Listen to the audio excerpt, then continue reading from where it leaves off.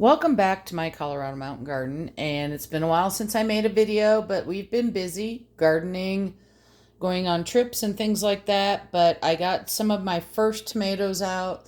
These are my micro dwarfs, and seed prices on dwarf tomatoes, be a micro dwarf or just regular dwarf tomatoes, tend to be a little bit higher in price, so for my orange hats and my tiny Tims, I'm saving my own seeds this year.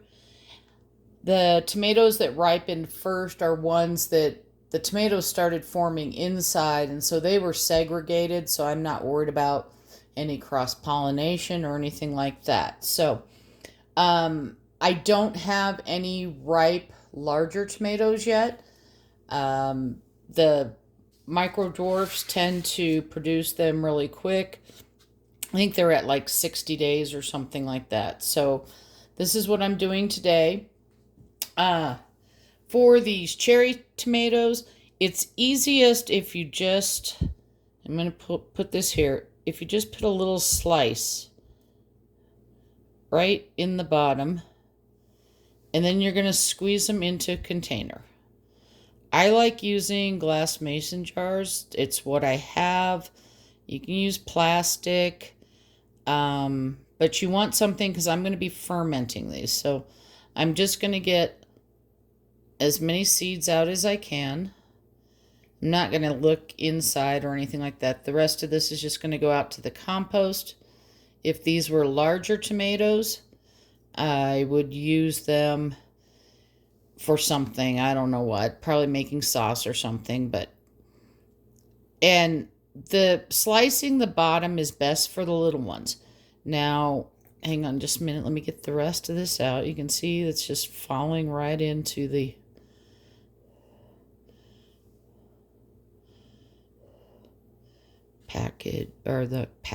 the jar here. If you're doing larger tomatoes, you'll see a lot of people that slice them in quarters. It's actually better to slice them down the middle like this and scoop the seeds out into your jar. And when we get there, if I save some of those, I'll show that. So let me get all these in, and then I'll hold it up to the camera so you can kind of see what it looks like.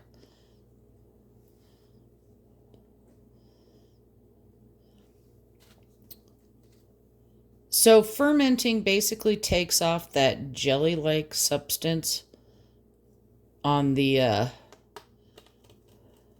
outside of the tomato seed, which if the tomato had fallen into the soil, it would have done the same thing over time.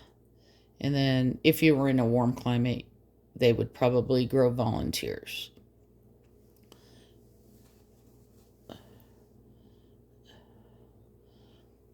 So you can see there are quite a few seeds in here. They're small because they're cherry tomatoes and they're dwarfs. And you can see I can't get it to show in the bottom, but I'm going to add just a tiny bit of water because when I ferment these, I don't want them to dry out. And let me bring over the orange hats that I already did. So you can see in here I added a little bit of water. Okay, you can see that wiggling around there.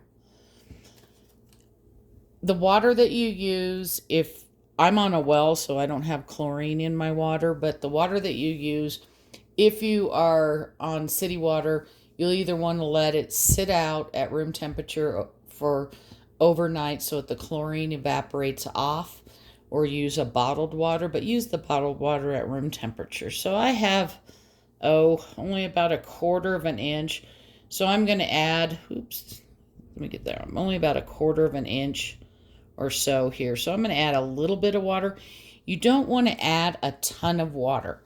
And the reason for that is the more water you add, the longer it's going to take for these seeds to ferment. And it's going to be between 2 and 4 days. And as the seeds ferment, now these are all pretty much on the bottom. but any seed that floats isn't viable. So as we clean these off in water, and I use a little strainer afterwards, and if I don't get that video made, please visit my public Facebook page, and I'll put a link down below, and I will at least have pictures of what they look like fermented and everything like that, because I don't know if it's going to take 2 days or 4 days. You don't want to set these in the sun. You don't want them to be in a super hot area.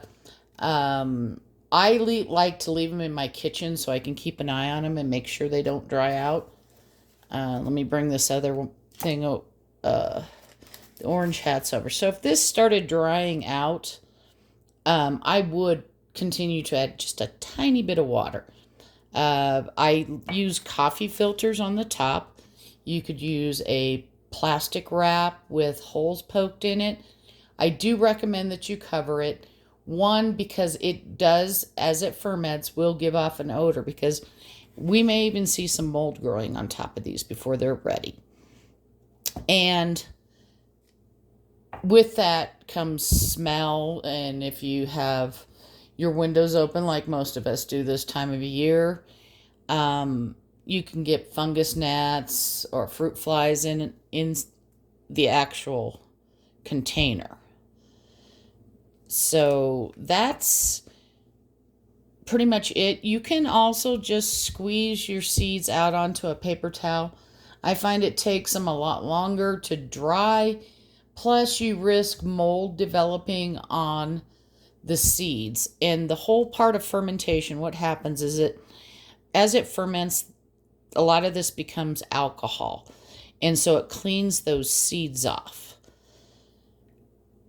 I know it's kind of confusing, and when I come back, hopefully, and make a video, if we're still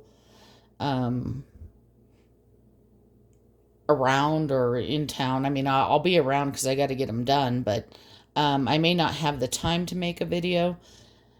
Again, I will have pictures and kind of post what I do, but once these have fermented and we'll see it'll become cloudy and goo will develop on the top, then I'll fill it up with water, rinse it around, try and pour off as much as I can. Now the seeds should drop to the bottom, so you aren't going to be pouring it out, but you don't want to just go ahead and dump it.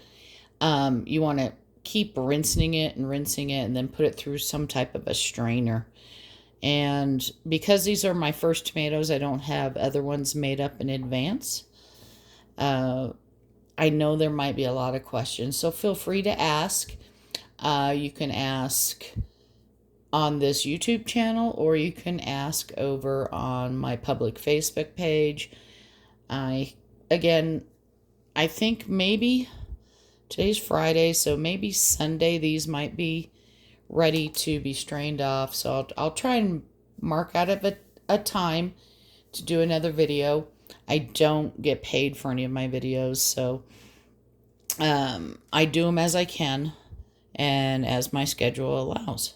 Hope you're having a wonderful day, and happy gardening.